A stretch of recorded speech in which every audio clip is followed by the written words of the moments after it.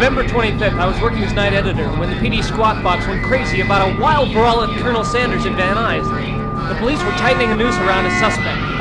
My only hope was that this was the suspect that I was looking for, too.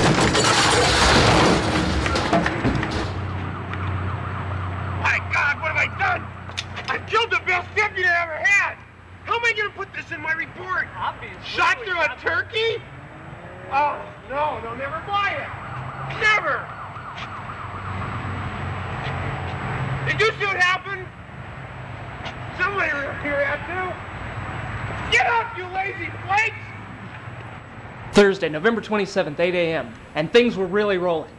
Our morning edition hit the streets, recapping all the action of the night before. The TV people, as usual, had missed out completely, and the radio stations were literally reading my copy on the air. And now, the whole lid was blown off. The maniac had been identified. City Hall. Present were Bernie Jerks, District Inspector for the FBI, Warren Payne of the Sheriff's Office, and holding forth His Honor, Mayor McCheese. Sorry I'm late, I had to get this out of the truck. Okay, gentlemen, let's get this thing rolling. Now here's a rundown on Scotland Yard and Interpol reports. Subject, Rupert P. Rabinowitz. That's with an I-T-Z. Born, Warsaw, Poland, 1899. Now, wait just a minute here. You trying to tell me this guy is over 70 years old? Come on now, Bernie.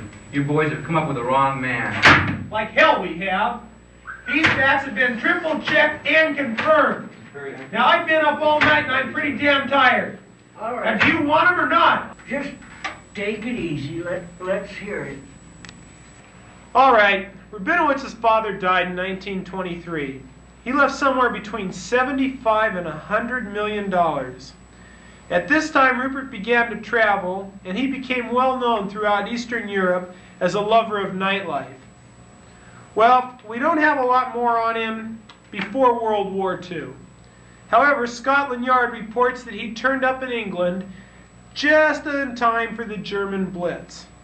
I'm sure Mr. Kornchek will find the following facts very interesting. While in England, he passed himself off as a Dr. Paul Belasco, a specialist in gluttony research. His work involved freshly deceased people who OD'd on turkey and chicken from various restaurants. In 1948, he turned up in Canada, still as Dr. Belasco. On further checking, he made his presence known in almost every place along the U.S. and Canadian border where chicken was served in restaurants. Now, gentlemen, the one constant that has shown up in all of our reports is that Mr. Rabinowitz's travels have always been accompanied by a number of unexplained homicides. Many of which have one thing in common: turkey excrement, lice, and feathers. So, if Rabinowitz is not the weird turkey of Mr. Kornchek's theories, then he certainly is suspect in a number of slayings over the past 30 years. Well, Mr. Jerks, you seem to be running the show. Could I have a minute to say something? Kornchek, you keep it short. I was with the police last night, and I saw some things you just can't explain away. Broderick's own men shot at Rabinowitz, some at point-blank range. How come it didn't even slow him down? Yeah. How can a 70-year-old man outrun a police car? How can this same man, when he's slugged in the head, how come he doesn't even bleed? Now, I was there. I saw those gashes in his head. And what was trickling down from him was clear. It wasn't blood. Does this guy have a motor mouth? Can't we shut him up? No, let him hang himself, then we'll finally be rid of him. Now, he has killed maybe 3, maybe 4 people. Now, the coroner said that the footprints found on their faces were made by a giant turkey. Now, he has practically confirmed that our maniac is a giant turkey. Now, you can proceed as though he's an ordinary man. But the only way you're going to get him is if you proceed under the assumption that he is a real, live were-turkey. Wait a minute, Kornchek. Have you lost your mind? Can you imagine the total blind panic in this town if the public were told we were looking for a were-turkey? Not to mention the irreparable damage it do to the image of law enforcement. Now that's what it's about, isn't it? I can't believe that you people are so afraid of appearing stupid that you'll ignore the only possible way you've got of nailing it. Now you listen, Kornchek, and you listen good. We'll handle this ourselves and without undue public observation. Undue public observation? You've blown it already! Look what's printed in my paper! The public's going to be calling for a grand jury investigation! You can't stop the rumors from flying! Sit down! I don't care what's been printed in the newspapers. This man is still considered an ordinary maniac, and he will be handled by standard police procedures. Oh, boy. And you better start cooperating with that fact, Kornchek, or you're gonna get your pushy-tushy kicked right out of town. You dig? I dig.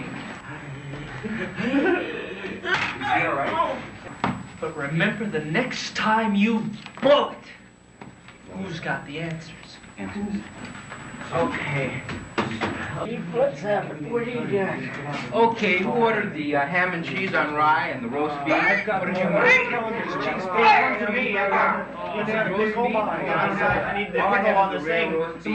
After the conference, Bernie relayed a deal to me from the mayor.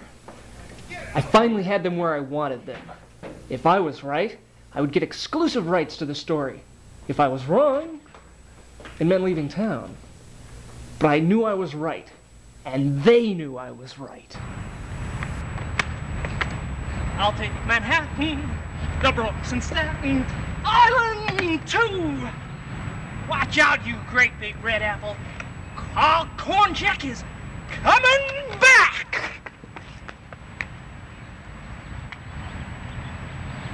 November 28th, 10 p.m.